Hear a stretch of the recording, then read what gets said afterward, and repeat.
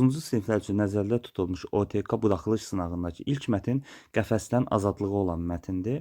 Çox maraqlı bir mətindir. Mətni sizlər üçün oxumayacağam, amma ekranı paylaşım. Siz bu mətni bu formada oxuyasınız.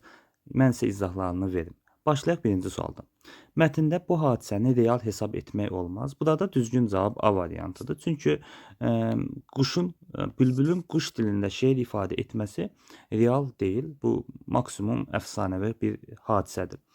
Bu, tacirin diqqətindən yayınmırdı cümləsi hansı işarəni yerinə yazılsa, mətnin tərkib hissələri arasında əlaqə pozulmayacaq. Bunu məhz bu hissəyə yazmağımız məntiqə uyğundur. Bülbül isə həmişə yanıqlı havalar oxuyub qəm çəkirdi. Bu, tacirin diqqətini yayınmırdı. İşarəmiz rompdur, səhv eləmirəmsə, cavab C variantıdır. Mətnə əsasən yanlış fikir istəyir bizdən.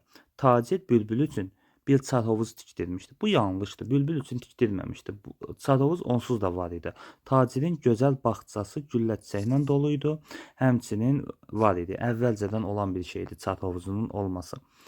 Bülbül tacirin özünün düzəltdiyi qəfəsdə saxlanılırdı. Özünün düzəltdiyi deyil, biz icbal növü keçmişik və düzəltdirir ifadəsinə görə deyə bilərik ki, özü düzəltməyib, pul qarşılığında kiməsə düzəldibdir.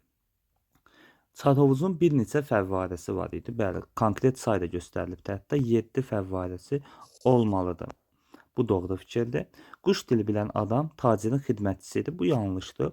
Düzdür, burada tacirin xidmətçisi olduğu deyilir, amma o onunki deyil. Hardan bilirik onun xidmətçisi deyil? Bir adam tapıb ona deyir. Yəni axtarıb tapdığı bir adamdır. O qətiyyən xidmətçisi hesab olunmur. Bülbülün yuvası meşədə idi. Bəli, orada bir ağacda olduğunu biz görürük. Yanlış fikirlər deyilsə 1, 2, 4 cavab E variantıdır. Hansı fikir mətnin giriş hissəsinə aid deyil? Mətnin giriş hissəsi hər zaman birinci abzas olur və buna əsasən tapa bilərik ki, burada nədən söhbət gedib, nədən getməyibdir. Bülbülə qulluq edilməsini biz orada görmürük. Qəfəsin təsvirini bəli görürük. İnsanların valih olmasını görürük. Bülbülün vəziyyətinin müzakirəsini əsas hissədə görürük. Bülbülün izlənilməsini bəli orada görürük. Cavab 1-4 D variantıdır. Bülbülün izlənilməsi nə olan şeydir? O barədə sizə məlumat verim. Gətirib baxanlar ona heyran qalırlar. Yəni quşa baxırlar və o da izlənməsi mənasında işlənibdir.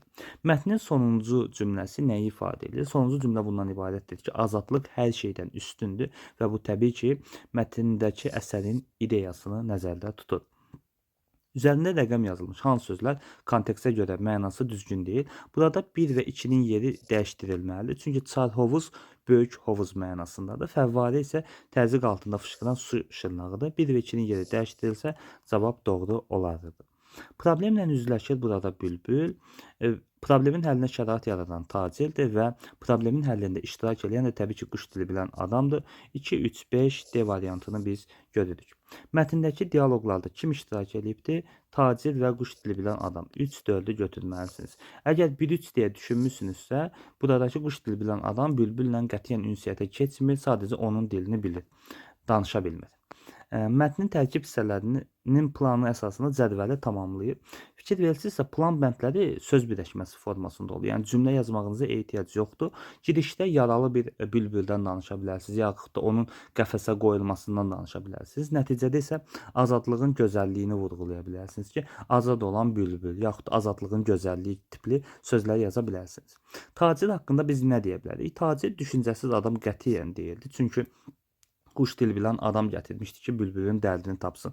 Müdrik adam da deyildi. Ona görə müdrik adam deyildi ki, orada baxır hadisəyə və deyir ki, o boyda cah-cəlalı qoyub gəlir bu ağac kötüyündə yaşayır. Niyə deyə soruşur.